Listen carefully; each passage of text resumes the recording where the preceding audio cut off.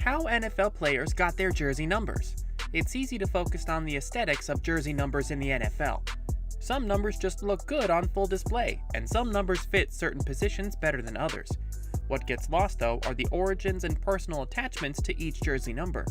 Not every player has a deep connection with the number on his back, but there's always a backstory to how it was chosen in the first place.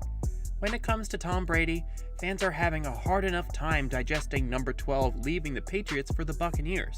But will they have to get used to Brady wearing a different jersey number?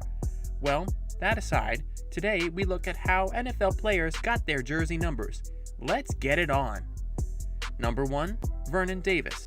In his 14 years in the league, the only time Washington tight end Vernon Davis hadn't worn number 85 was when he was traded to the Broncos halfway through the 2015 season, since Virgil Green had already taken number 85 on lockdown. But the jersey number Davis had for the majority of his NFL career doesn't have a significant meaning behind it.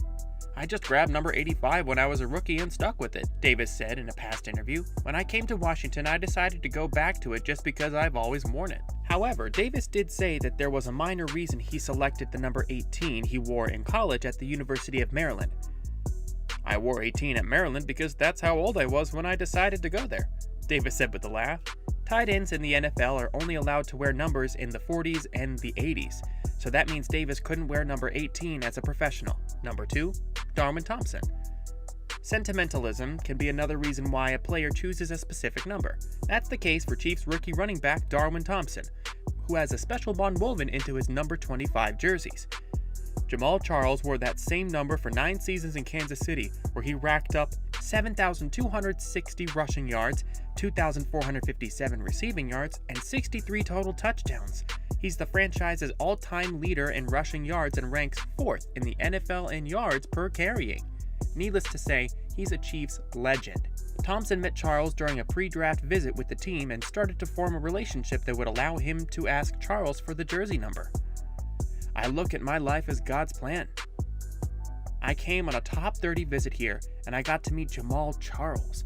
He was actually coming back to talk about his retirement and how he wanted to do the one-day retirement thing," Thompson said. Charles officially retired with a one-day contract on May 1st, just 4 days after Thompson was drafted by Kansas City. "So when I wanted the number, I texted him," Thompson recalled. "I just wanted to ask him, you just retired, you really the GOAT. I grew up watching you at the University of Texas and now Kansas City. I wanted to know if it was okay I wore it." It was a matter of reverence for what Charles accomplished in his career, and what Thompson plans to accomplish in his own career. "He put up damage behind that number, so it was a respect thing," Thomas explained. He said it was cool. He was glad I got to be in a system with Andy Reid and how much of a better player Andy Reid was going to make me just within his offense. And so, he was happy for me. Really. And it was crazy because I was like, "Man, I just met you 3 days ago. Now I'm wearing your number." So it was all love, but now it's just 2 to 5. I gotta make it mine now. Just do what he did and go much beyond that. Thompson has a long way to go to match Charles' career, but he looks poised to be a contributor for the Chiefs right away. Number 3, Hardy Nickerson Jr. The Bengals had the son of an NFL great playing on their defense. Hardy Nickerson Jr. donned the same number 56 jerseys that his father did while he was dominating the league in the 90s and early 2000s. Hardy Nickerson Sr. was a 5-time Pro Bowler and a 4-time All-Pro linebacker. As a member of the Steelers, Buccaneers, Jaguars, and Packers, Nickerson Sr. said that he wore number 56 in high school and wanted to wear that number in the NFL. He was given number 54 when he was drafted by the Steelers in 1987, but reverted back to number 56 after signing with Tampa Bay in 1993. Nickerson Jr. didn't intend to pick number 56 in honor of his father, it just happened to be available. "I just grabbed it because it was a cool linebacker number," Nickerson Jr. said. "It was a coincidence that I ended up with the same number as my dad."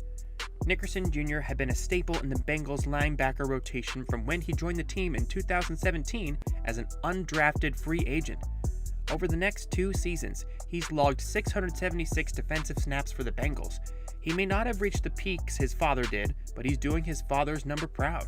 He currently plays for the Vikings. Number 4, Stephen White.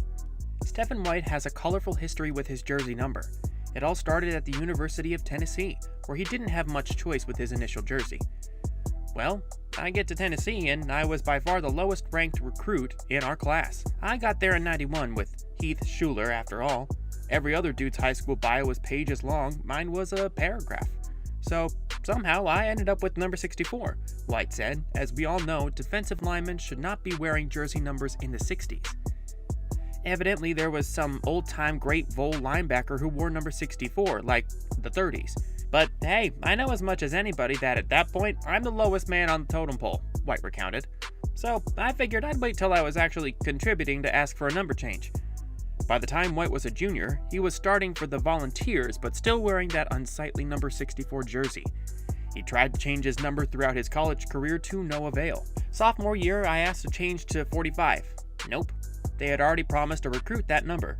Like the year after that, I think I asked for 56 and was denied again in favor of a recruit. Junior year, I'm a starter and put up a decent year, so by my senior year, I was like, fuck it, number 64 it is. I mean, I rocked it, but the shit just looked awkward no matter how well I played. White said when he got his number 94 jersey with the Buccaneers in 1996, he was much happier. Look good, feel good, play good. Number 5, Corey Davis. Corey Davis doesn't have a grandiose story about how he chose the number 84 he wears as a wide receiver for the Tennessee Titans. He thought it was a prank at first when it was just assigned to him at Western Michigan. Honestly, when I got to college, that's the number they had for me, Davis said in an interview. My brother is 2 years older than me and he went to Central Michigan. I kinda thought they did it on purpose because he had the same number too, so we kinda just stuck with it and made it ours. Davis's older brother, Titus Davis, last played in 2017 for the Chicago Bears and wore number 84 for Western Michigan's biggest rival. It's easy to see how Corey Davis thought the Western Michigan University staff might have been trolling him at first. Corey Davis has had a ton of success in his jersey at least. He became the 5th overall pick in the 2017 NFL Draft, making him the highest drafted player ever out of Western Michigan. It goes to show you that sometimes you don't pick the jersey picks you.